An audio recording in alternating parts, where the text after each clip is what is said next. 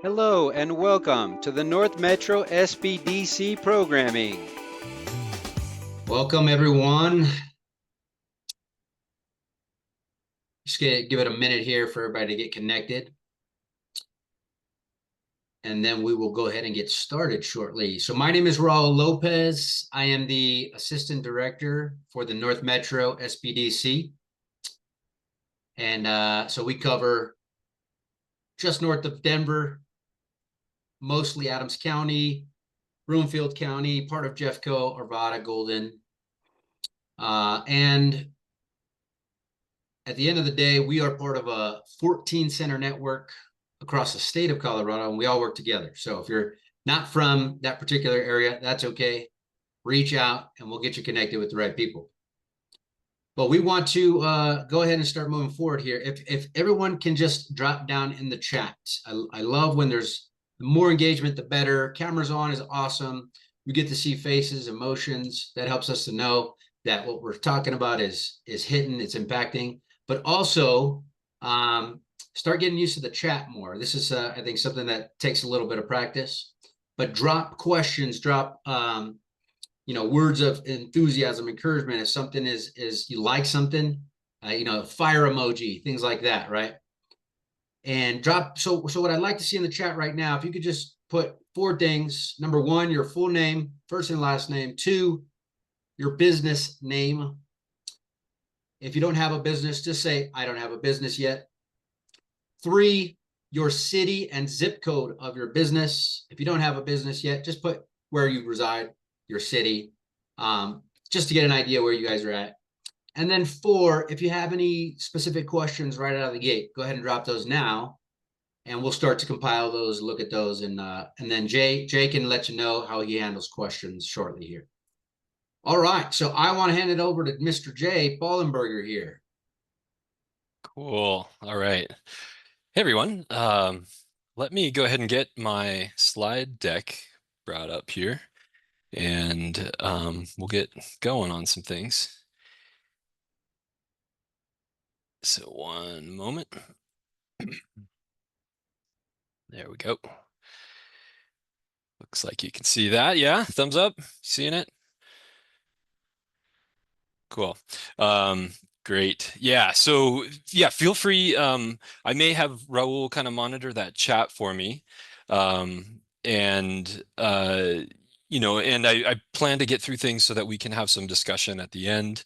I've got a lot in here, and I'll explain what all we're going to go through agenda-wise in a moment. But I want to really be able to do some demonstrations of some of the tools. So, so yeah, I'll just mention here that this is the first in kind of a series that I'm going to do this year at the North Metro SBDC. I'm an advisor here and at a couple other SBDCs in the state of Colorado, and my main focus is on market research, and I have prepared, kind of sequences of a larger process that I like to walk people through for doing market research, and it's this is going to be the first of that, getting going on industry related information and data.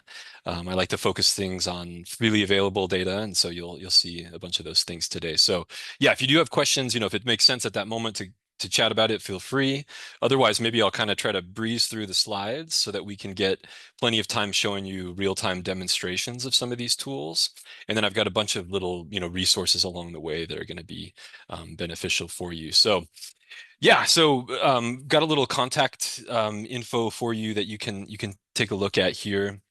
My business is called Bandana Research, and I do a number of things, but I'm working to basically create a business that helps people conduct market research using, like I said, freely available tools and sort of a DIY market research approach, trying to avoid, the costly, private consulting type fees. And so that's where I, my background is in libraries. I'm a past business librarian at the Denver Public Library, and I really care for being able to provide these things in an accessible way, and I want to be able to yeah, help you all through that. So if you'd like to schedule an appointment, here's a slide here with a link that'll take you to the calendars that you'll be able to do so.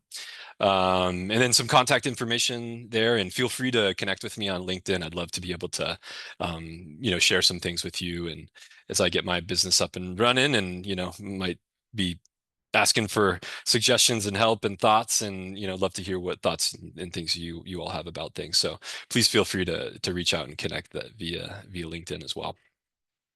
So for today's agenda, sorry, I'm moving some of my screen things around here. Okay, so I can read my slides actually. The agenda, as you'll see here, is that I want to just quickly kind of go over why we do industry research. It's a component of larger kind of market research. I also want to discuss the nature of doing research and sort of some psychological things that go into being successful with research.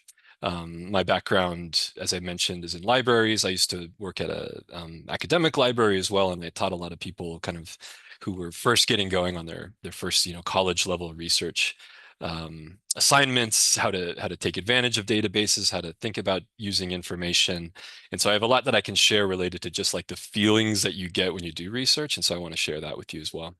We're going to get into actually finding really great resources, and not as much about evaluating them. I've sort of doing this in a way that I've done some evaluation and kind of given you the ones that I believe are the some of the best. Every piece of information that goes in front of your eyes, you should be skeptical of what they're talking about, of course, and questioning things. So don't stop that type of criticism or critiquing of these things. But I do want to say that I'm not showing you lousy resources. I'm going to show you some of the better things today.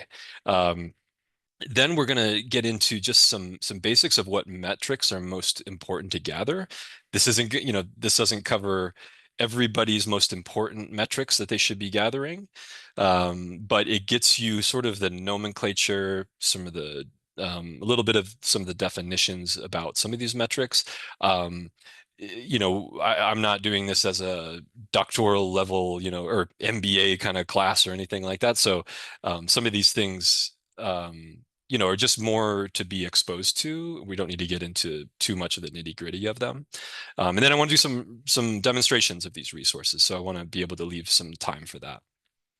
So what I would like for everybody to leave, today having is a better sense of recognizing as I mentioned, the iterative nature of doing research. Basically, it's not a linear process. And so getting comfortable with that and recognizing, like I said, some of the feelings involved with going through the process of doing real research are important, because they can guide you and help you know that you're not doing anything wrong, that you're doing and feeling the things that people often feel when they're not sure and they're exploring new topics. Then we're gonna hopefully have you leave knowing how to locate some more reputable sources related to industry reports, as well as being able to identify those categories and metrics, as I mentioned. So that's where I want you to go. That's what I want you to leave today, having got out of this. So quickly, let's go through why we do industry-specific research. And there's a lot of reasons, but number one, it goes without saying, we need to understand who our market is. And this is a great way to both explore the ones that we know exist for our businesses and potential others that we maybe hadn't explored.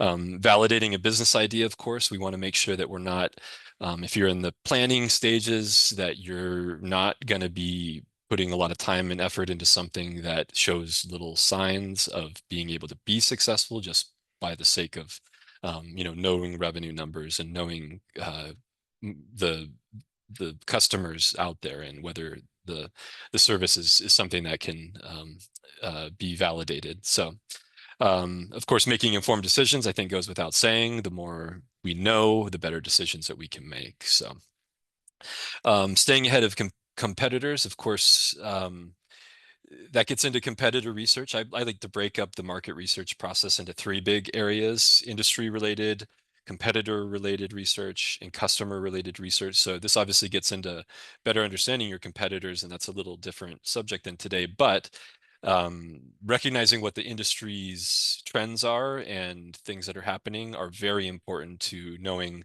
whether your competitors are paying attention to those things, or and following those trends that are happening at the industry level or not. And often when you get into the competitor research, you recognize that not everybody is paying attention to those. So to be able to keep ahead is a benefit of doing this.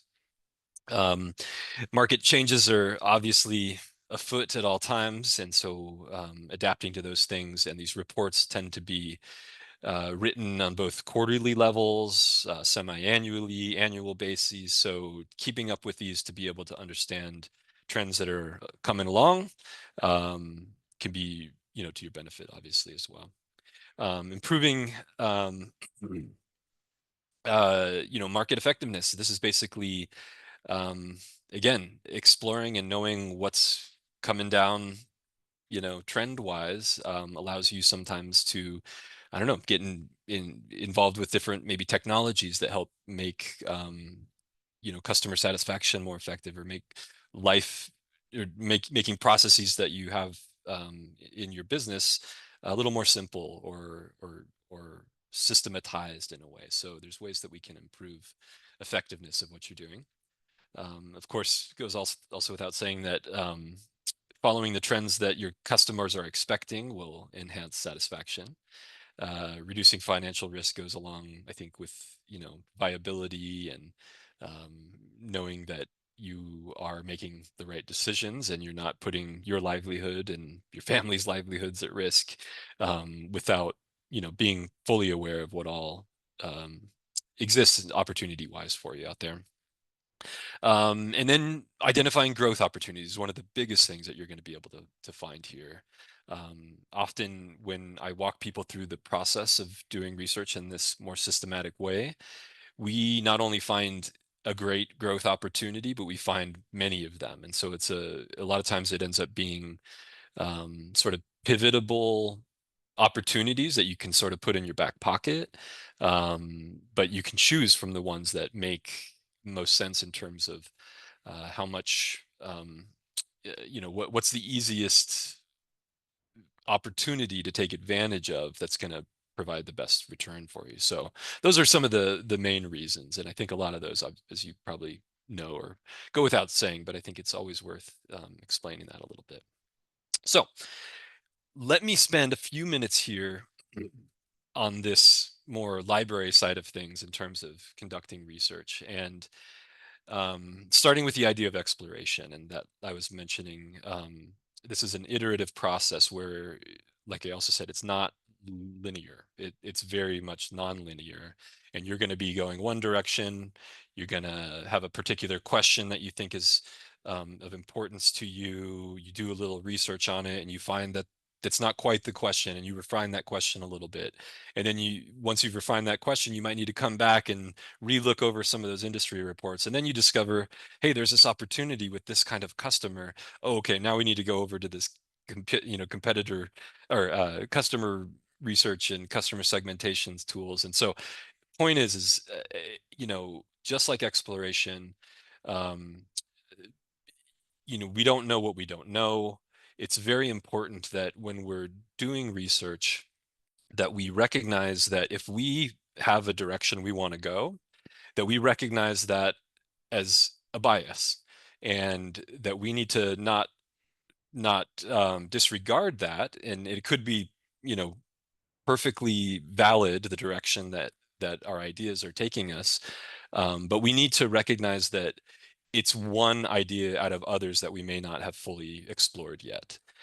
So we need to be, mature thinkers, obviously, and we need to know that there may be other opportunities and possibilities if we dig through this and allow ourselves the objective mind state to accept other possibilities of ways that we can take this. I was thinking earlier today about, I don't know what the show is called. You might all remember this, but there was a show that used to be on where they would basically kind of blindfold people and like fly them to crazy places in, in the middle of, you know, some desert in the Gobi Desert or something, and drop them off, and they'd basically have them try to get back to New York. It's that feeling of kind of being in the dark, not knowing where you are, not having a map is relatable, I think, to doing this kind of research. You're all, and you have your businesses, your ideas.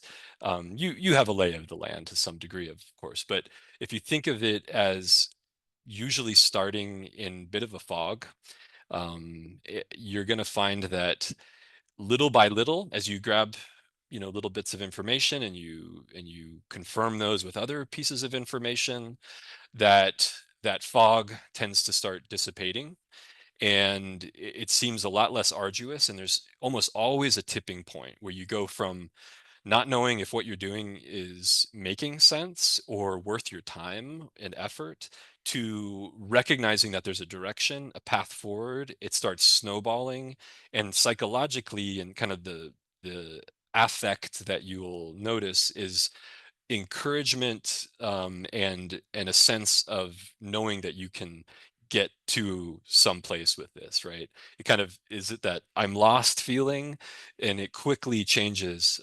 at some point, to being this more, running downhill kind of, feeling where you've got, a place to take this. So just know that, if you're not feeling like it's making sense or things are connecting, that's totally normal. And that's what everybody goes through when they're exploring and doing research at the beginning stages. And it clears up, and things, take direction and take focus, as it goes along, and you can really feel that. So just a good kind of, again, affective process in knowing those feelings, so that you're not feeling that you're doing anything wrong.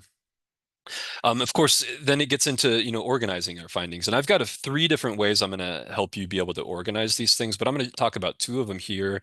And I'm going to give you a little worksheet type of, it's a Google form to also, be able to use and go through some of these things. But I don't know if you've ever used this method. This brought me back to thinking about my first like middle school, trips to the library and working on, I think I had a little project on a Komodo dragon, I remember, was my first like little research project. And this was the method that we used. And I think it's one of the best. And the reason is because it is an analog process. It's something where you're putting pen to paper.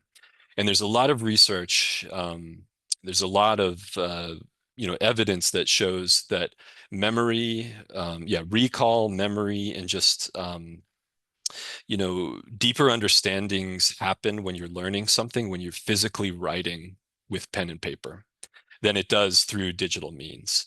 Typing things are fine, and it's a good way to get things out of our heads and articulate what our needs are. But the actual process of writing on a 3x5 note card, is very, very useful. I don't know if any of you all have that same experience, but I absolutely do. So anyways, the process with a note card system is you would take, a research report that we'll get to in a minute here, and you would maybe scan it the first time and just kind of understand what's going on in there. But then maybe you come back to it a couple days later, and you would take specific notes with things, and you're not trying to do anything but take one piece of information and put it on one card. So you're going to have, you can grow a stack of, cards here. And again, this is maybe more, important for like a business plan, if you're trying to build a business plan, or maybe a marketing plan that you need to actually articulate and put to paper. So it's not going to be needed for everybody, but, this is just a little example, and I think it's linked out here. You'll see a number of my slides that, with the underlinings there, will have links out to places. But, basically, yeah, one paraphrase piece of information on the card. Then afterwards, you write what topic it's sort of covering on the top left there. On the top right, you're putting the source from which you found that card. And then, the bottom right is just showing you the actual page. What that allows you to do is sort these cards later on by themes, right? or the topics. And so you can start making the multiple topics that you're finding through these different research findings. And again, if it's in terms of writing a business plan, once you've got all this thinking done and all these pieces of information and pieces of evidence, these things can write themselves basically because you've done all the thinking, you've done all the organizing of everything. So anyways, just wanted to put that out there. I think it's one of my, it's a very effective way to kind of organize all this information. Another really great tool, and many of you probably use this, I use this quite a bit too. The style is a Kanban board, and Trello is a tool that uses it. You can get free Trello editions if you're using them solo. If you have teams, there's different, paid subscriptions and things like that. But it's basically the same thing. You have themes in your columns there. Each, there's particular cards for each theme. You can add links, you can bring attached documents into things, you can collaborate and make comments between different collaborators and everything. So this is just another great place that you can put all your information in one place. So just another little tool. And then again, I'll show you a little bit later access to a different worksheet. That's kind of another way that you'll be able to organize some things. So that's my spiel related to just kind of the nature of research as a whole. So where are we going to be finding some trustworthy information and finding some good data?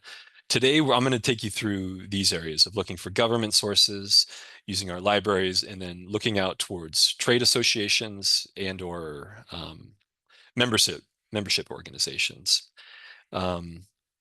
So let's start with some government sources. And again, these are linked out. We'll take you to their, the main department pages, but, things like the Census Bureau, Bureau of Labor Statistics, the SBA, and so on and so forth. These are things that pop up a lot when you're looking for particular data for different industries. Depending on your industry, like if you get into different food industries and, related or different retail industries, or for some of those you might be dealing with more agricultural things, so like the USDA might end up being a good place to go. Anyway, so there's just so many different entities, and of course the US government is keeping lots and lots of records, and there's lots of sources for data related to businesses in different industries. So that is definitely one place. And a trick that I like to use when I am doing a Google search is I'll just put in my keywords. Instead of just searching for the keywords, I'll put this thing in here that I've highlighted. You see it says site::.gov or site::gov. So basically what that's telling Google to do, a little power searching technique, is it's asking Google to not bring back any site unless it has a .gov suffix on it. And you can do the same thing with .org, with .coms, with EDUs, so depending on what you're looking at, where and who might be producing that information, you can change those up. And so if you see the results in here, everything is a .gov. So that is a little way to kind of separate some of the things that aren't as relevant for you. Okay, we do have a question. Oh, yeah. Go right ahead. So you alluded to, trusting sources earlier. This individual saying, should we worry about government sources? I'm not very trusting of the government at the moment. Yeah. Again, you have to look through the data that's being shared and understand and evaluate what it is they're sharing, how they're creating it. Yeah, I don't think there's ever been a time when the government has been completely trusted. But there are, bureaucrats out there and different entities whose sole careers are based off of this information. I think as opposed to somebody blogging and bringing their own, non-expert things to things, I think that as a whole, it can be more legitimate. But again, there's no one way that I can say this is good and this is bad. And I think you need to weigh it against anything else that you're bringing up. So it's a very good question. And I think, everybody probably feels similarly. But It's a deeper question too. I think we could spend probably an hour talking about reasons why it could be beneficial and reasons why we need to be skeptical of it. In my opinion, I'm skeptical of every single thing that's going to be put in front of my face, and I'm going to be questioning where this data might have come from. There's actually a little test that you can do. It's called the CRAP test. I don't know if you've heard of it or not. It's actually CRAPP. I should have maybe put something in about it, but it's an acronym for kind of looking at the different things. So C is like currency. How current is this thing, right? We don't want reports that are telling us about 2019 data related to uh, you know, restaurants, maybe like or retail, right? That's going to be completely different than what, pandemic era stuff kind of changed and everything. So we have to really be careful the currency of things, right? Um, yeah, you need to. I'm trying to remember what the R stands for. It'll come to me. Anyways, I would do a quick, if you do a CRAP test, CRAPP, you'll find kind of the delineation. I can't think of it right now off the top of my head, but those are ways that you can kind of vet sources to some degree. So I hope that kind of gets at it. But again, I would just always have your skepticism glasses on when you look through these things. Um, so libraries. I'm going to show you um, some really great resources that the library has. We're in a good state in Colorado that allows all residents of Colorado to access a number of different resources at different libraries, whether you're like a taxpayer in that municipality or not. Some states are really organized in a way that only allows people of that particular municipality to use that library. Colorado is a little more open, so I think we're fortunate. So I'm going to show you some really great tools that you can take advantage of at the library. And so let's look at those really quickly. So again, think of this page as like a reference to come back to. Obviously, you can get directly to the library there. All residents of Colorado can get a library card, so I've provided links to get to those library cards. There's one called an e-card, an e-card that you can register online, and you can immediately get into the electronic databases. So what I would recommend is if you're not near a Denver Public Library physical branch, just go to the register for an e-card, do the registration. If it comes back telling you that it can't recognize your name or address, hit that Ask Us button there, and there's number of ways you can get in touch with the librarians, and they'll be able to help you get that card going. And they're pretty quick with it. I used to work in the department that kind of was the front line of getting those requests. The thing is, they go through the county assessor's offices, and depending if you've moved recently, if you're not a homeowner, those type of things, just make it hard for them to be able to connect your name to your address. And that's the reason it's kind of blocking you at that time. But let them know it happened to you. They'll work on the back end to get it to you. And they usually, if you're calling them during daytime work hours, they'll get that to you fairly quickly within an hour-ish type of thing. So you'll be able to get in. Then there's a research page that has many different aspects of research, but there's a business resource page in particular. And I'm going to show you one of those here. So the screen grab on the right is what it looks like. And when you get to it, I would bookmark the page, and you're going to see there's some columns there on the left that talk about like related resources, some things, and then all the databases are what you're seeing on the main part of the page there. And so those are the ones that we're going to look at to some degree. Specifically for industry, there's going to be some here that I'm talking about on the green patch of my slide here. And First Research Industry Profiles is a great one. Business Plans Handbook is another really neat one that I really like, and it's super simple. I'll talk more about it. Statista is a great one, and you may have seen through some Google searches that you'll get Statista results a lot of times. They'll often ask you to pay, though, right? It's firewalled, it's a paid service, but Denver Public Library has this great subscription, and we'll look in that a little bit. But some of these others, we probably won't have time to go through all of these, but are really great as well. So what these are linked to is basically the login, directly to the database. And so you can click on these links in the slide deck that I'll share, and it'll basically bring you to the page where you put in your library card and then bring you into the database. So I'll show you how that works in a moment. Now, a few other resources that are amazing, but they're a little harder to get your hands on, is this thing called IBIS World Reports. If you've heard of it, it's basically like the gold standard. Unfortunately, they don't really offer their product to many public libraries. I feel like there's only a handful of big libraries around the US that have access to it. It tends to be something you find more at an academic library. And so the academic libraries in our area are these four that I'm mentioning here. I used to also work at the Auraria Library, so I know that a little bit more. But yeah, CU Boulder has it, University of Northern Colorado, and then the CSU, which all of those schools have MBA programs, and that's one reason that they have this. But again, it's the gold standard of industry reports.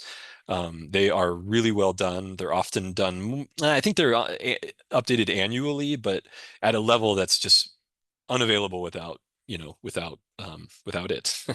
There's some alternatives that do a pretty good job. So what you want to do, if you're able to physically go to one of these libraries, and again, Auraria might be the closest for a lot of us.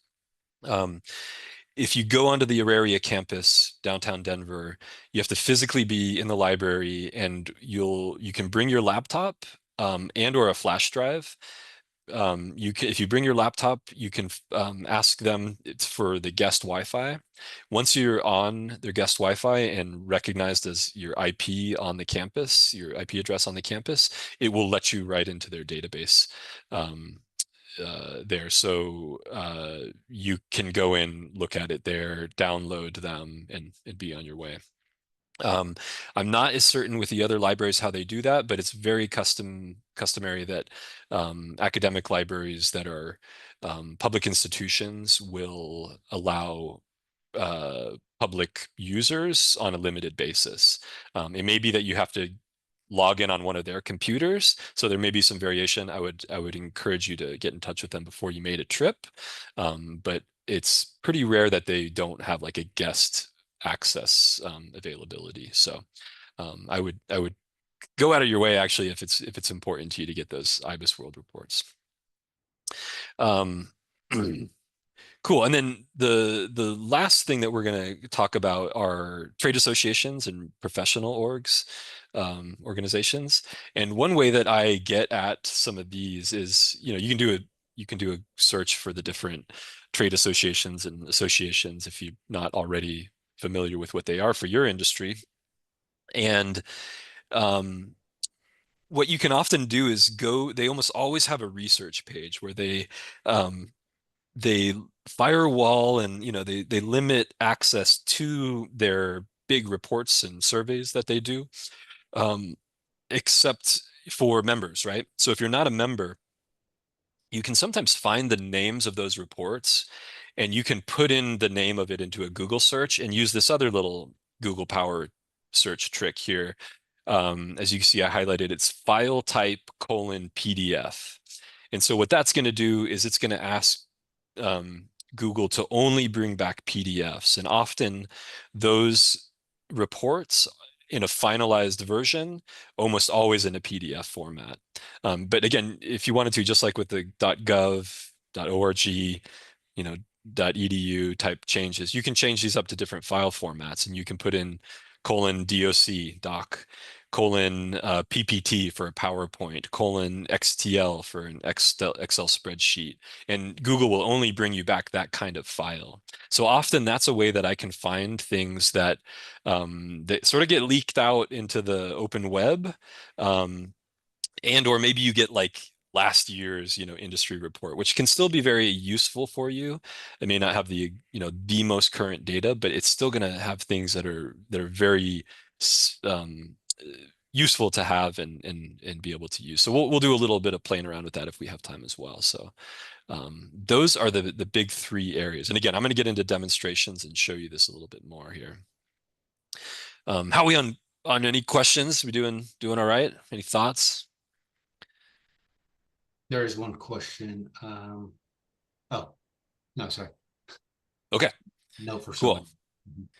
Great. Yeah, apologies too for kind of blabbering with all this stuff. There's a lot to get through here, but you'll like it, I think, when we get into the demonstrations. Now, the metrics that we're going to be looking for here, again, fall into three big categories, I think, is where you can organize them into. So looking at market size and growth trends, the industry performance, and then emerging trends and opportunities. And let me just show you some of the major considerations for these different areas. So for market size and like total market size, you're often going to be looking for things that are measured in dollars, basically total revenue, total sales, volume of production or services sold, that type of thing. For market growth rates, you probably run into these before too, but the big measure that you often find is compounded annual growth rates. So CAGR, I've heard it pronounced both ways, but it's usually shown as that acronym. So CAGR, and it's an annual growth percentage rate. They also often will have like year-over-year percentage changes in the market. These can be set for companies, but they also are set for the industry. So I'm kind of thinking a bit more on the industry level.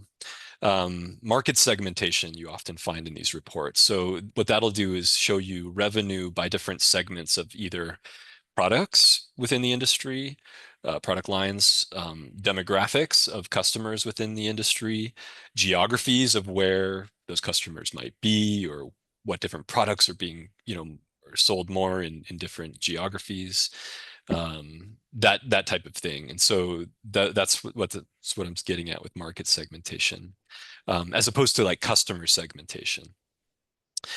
Which we'll get into in one of the episodes here that I'll do later in the year. And then you'll also see things related to like the share of market segments, right? So the percentage of the total represented by a certain, one of those groups. So if the product lines are different, it's kind of the percentage that's being sold of that one product line type of thing, of the total. Lastly, there with the market share and major players is getting kind of into the percentage of market revenue that's attributed to the leading companies, basically. And that can tell you about the concentration of the market, or whether it's largely distributed and there's a lot of smaller players. So that are some of the things you're looking for with market size growth trends. Now, getting into industry performance, firstly with profitability, you'll be looking at like average industry profit margins. So often you'll just see it talking about profit margins, and or return on equity, return on assets, that type of thing.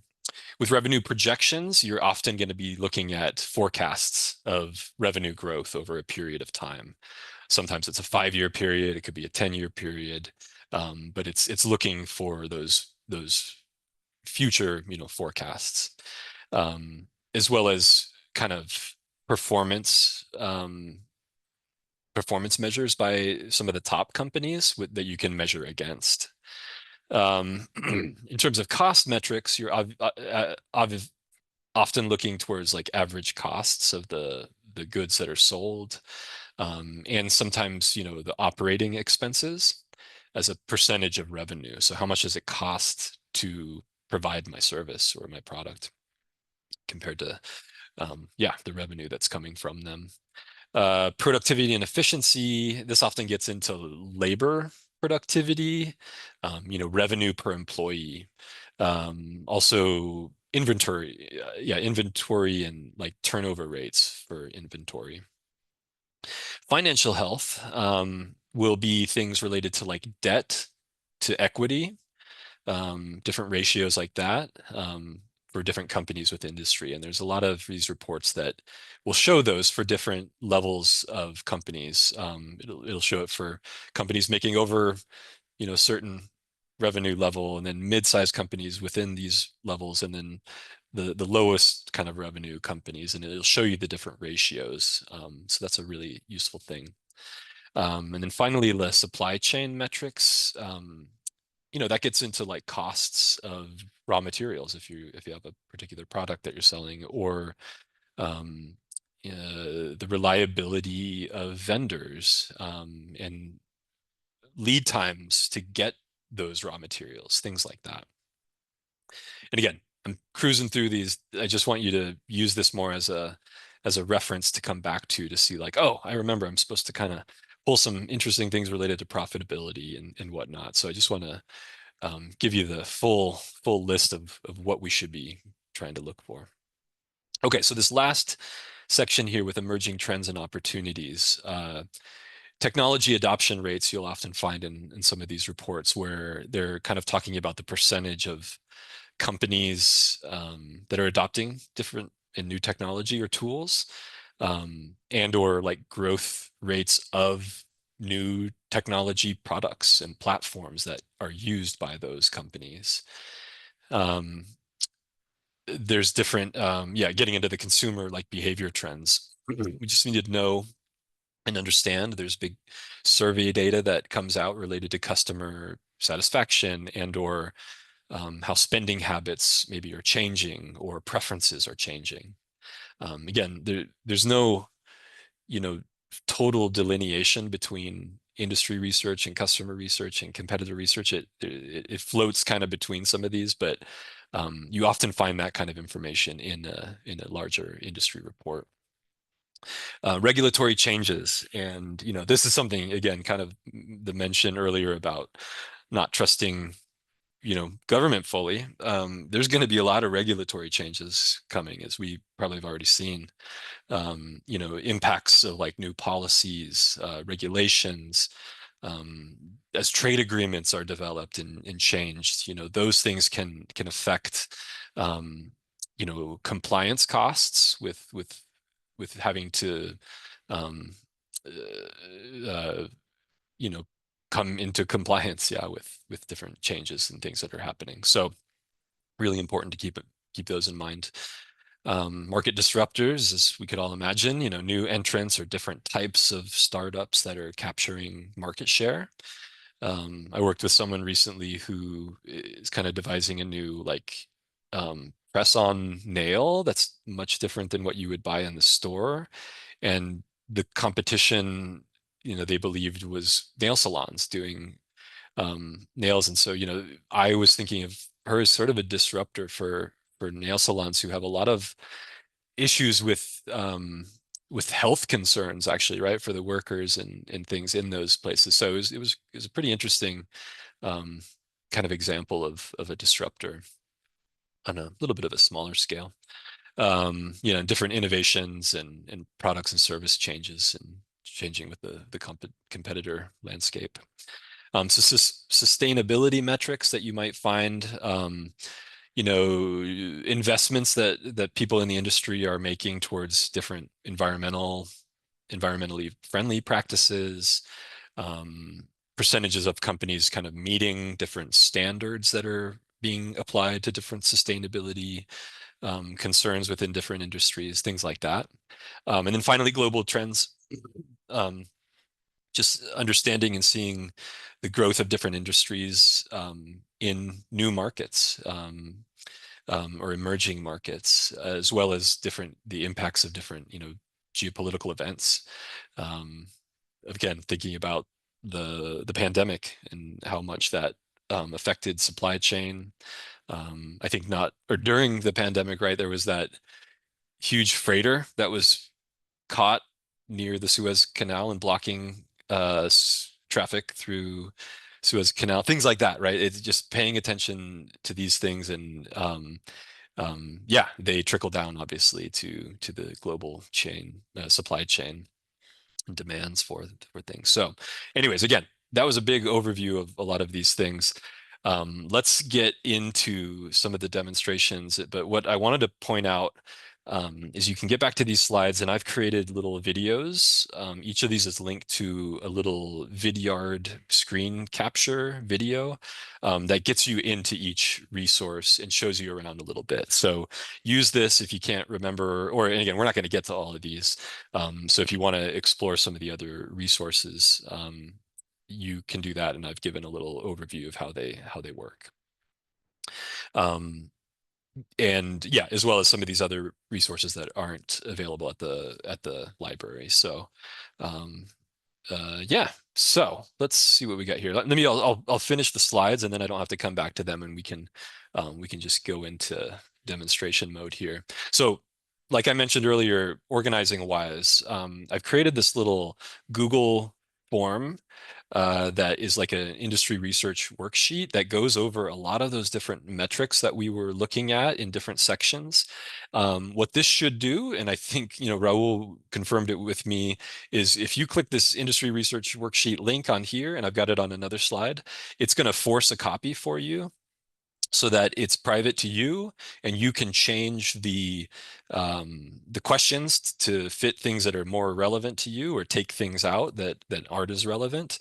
And you can go pretty systematically through different research reports that you find and answer questions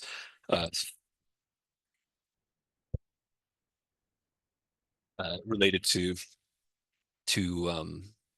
uncovering, these different potential opportunities, and just making yourself more and more aware of what's happening. So, yeah, I'll just say too, some next steps I put in here about reading some reports, using that industry research there.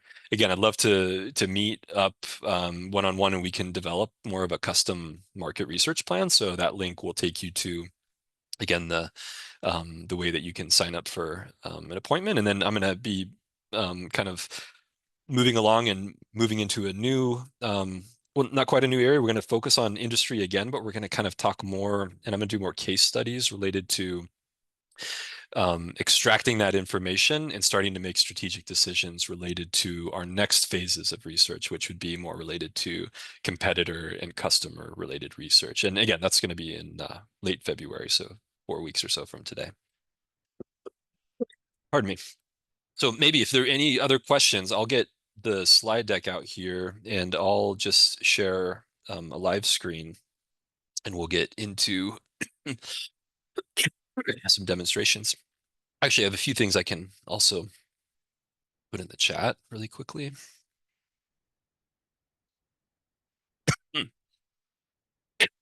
Excuse me.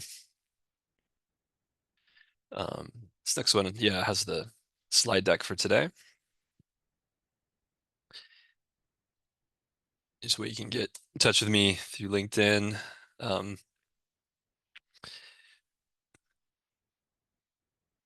That's a way to register for a next thing. And then this is the same link that's in the slides.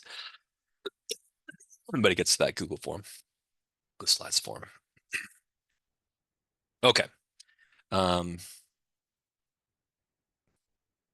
gonna set things up here. Share my screen again and head over to denverlibrary.org. All right. So from the home page of the Denver Library, that research tab I was talking about, it's always going to be here on this top set of links. Click on it, and it's going to provide you with being able to get to a bunch of different types of curated pages.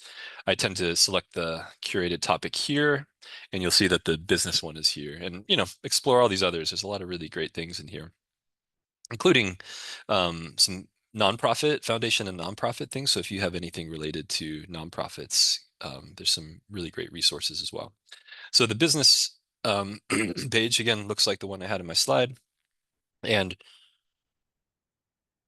they're all organized alphabetically. And so let's start really quickly. This one is pretty simple. Business Plans Handbook is just like like it says, um, it's an ebook basically of businesses who are real businesses out in the world. The publisher reaches out to them, to successful businesses, and asks if they'd be willing to share their business plan.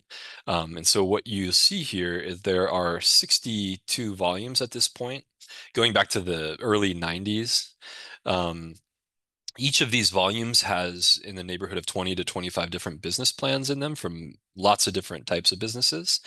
So you can browse through them. If you just click on one, you'll see that it brings you in, and this is just like an ebook, right? You'll see the table of contents here. You kind of get some front matter and an introduction, and then you start seeing the names of these businesses. So, a cartoonist, floral designer, a harpist. So some of these are a little niche, but it's kind of interesting. And if you go through some of these, you'll get a good sense of some successful businesses that were seeking financing that put together some decent plans. But you can also come over and you'll always want to use this search within the series search box over here. And I'll throw in coffee. I was thinking about coffee shops and like coffee trucks and just the coffee industry as a whole. Oh, and that is a weird search. This didn't bring up what I was expecting it to. Let me see. Did I do something wrong there? Let me try this again. Oh, you know why? I was looking in that one volume. So I need to get back to the series page. There we go. Search within the series.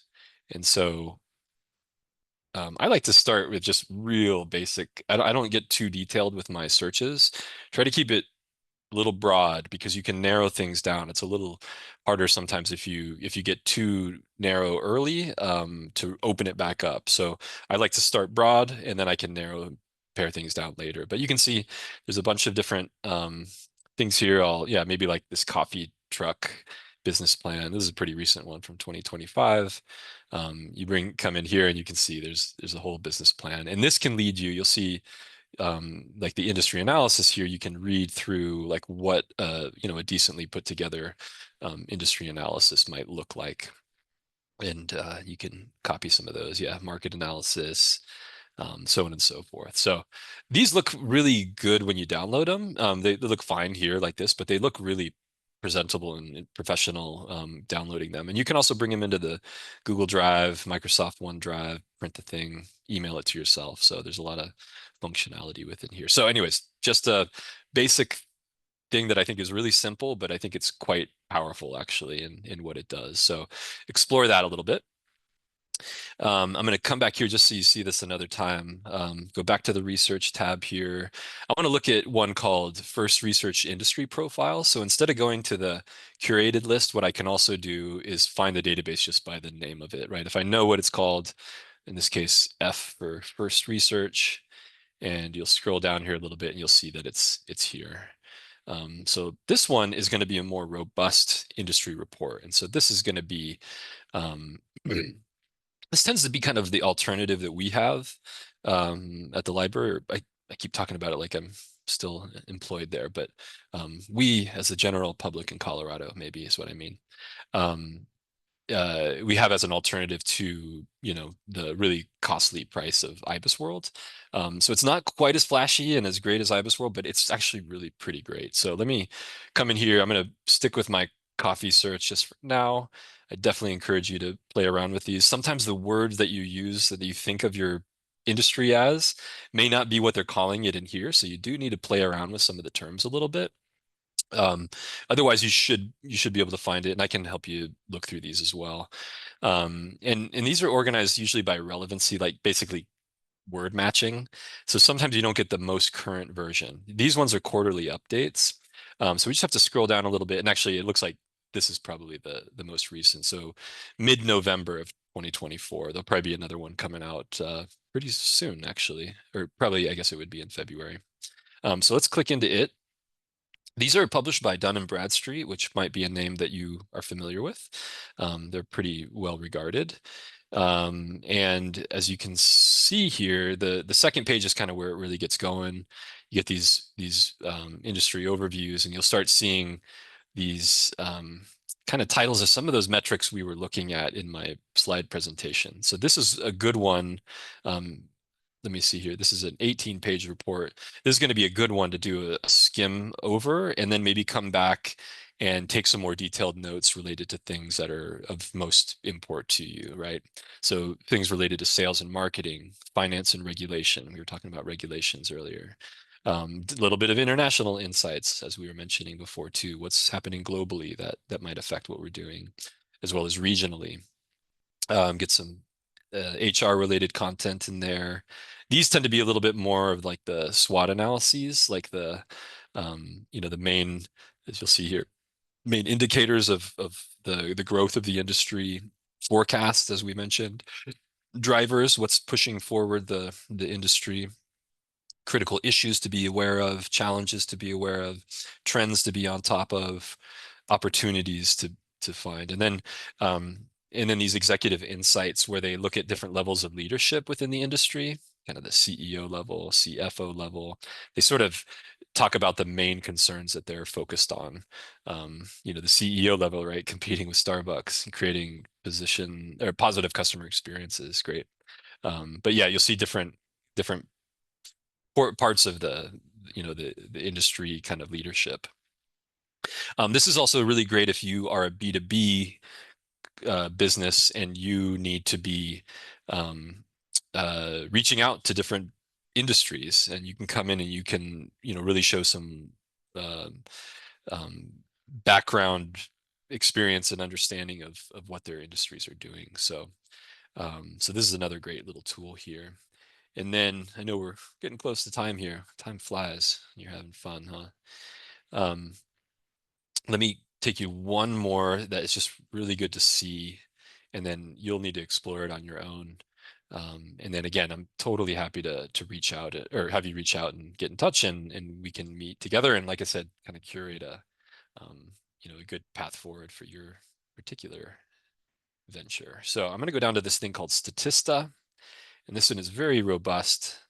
Um, and it's a really great resource. It's a German company, and so you see a lot of global things in here, but you can narrow it all down to US based things as well. But I really love this tool. And so what I'll point out is that under the statistics tab here, I came into like the recent statistics or popular, one of these two.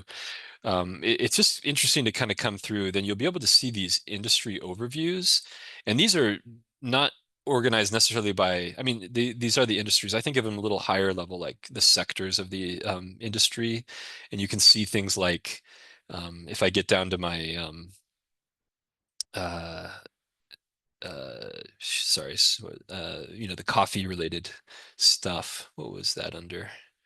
It must be under, is it retail trade? Can't remember. You'll see it kind of breaks it down this way. And then, yeah, like I get into like food and beverage here. And what I want you to see is that it brings you these different insights that you'll see here. So these are more global, right? But you can get the food retail in the US. Click into these, it'll give you some interesting overviews. And the main thing you want to kind of keep an eye out for is oh, this isn't one, but you'll see that these are downloadable. So if I came to like, let me go to the reports, go to industry and market reports. Um, you'll get more of a search field here. And if I throw in coffee again and maybe change the region to the US, you will see, yeah, here's like a coffee shops and cafes in the US, coffee market in the US. Click into here. And you'll see that over here is the download button. And so in this case, you can download the whole report as a PDF, or sorry, PowerPoint and or a PDF. And what I found not too long ago is this was not showing, it was actually showing the price and wasn't giving you the download, if you see anything like that, let the library know, because something's going on with the API again, and they're not seeing the instance of the Denver Public Library's access to this. And they got it quickly fixed up, and you were able to download things again, but it was acting like the retail website where they were asking you to like pay for these things. So just wanted to mention that because I ran into that as well. So otherwise, this is going to end up being a 27-page PDF with all sorts of different charts and aspects related to the coffee industry in this case. But again, explore it on your own. And again, apologize for going on so much with that, but I really wanted to show you those. I know we're just over time here. If there's questions, I'm happy to stay a little longer. If you have to go, by no means, don't hesitate to do that. But yeah, let me know what your thoughts are. And if you have any questions. Thank you, Jay. Does anyone have any questions for Jay? So Joan is just saying, I'm looking for any information guidance on how to research or where. Joan, what I would suggest, it sounds like there's really like a general seeking of wanting better understanding of market research. Set up an appointment with Jay. And all of the appointments through the SBDC are free, one-on-one advising with him. So it's no cost. There's nothing to risk there. And then that way he can, And then that way he can start working on setting this process up with y'all and going on deeper if that's what you need in your business. Yeah, today talking at it on a generic level doesn't always resonate, with a particular business that you might have. So if we can sit down and talk a little bit, and I can hear a little bit more about what you're doing, what your vision is, where you want to take things, I can direct you to different resources that'll be helpful for you to get going on this stuff. So please do. I'd love to be able to work with you one-on-one. Any other questions, comments? Not at the moment. It's a lot of information.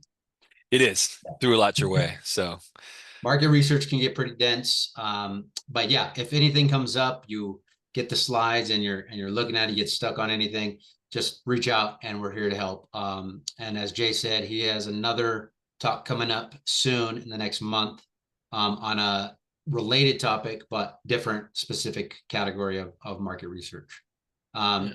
Jay, you want to give like a quick 30-second explanation of what that will entail? Yeah. So what I'm hoping to do with that one is I'm gonna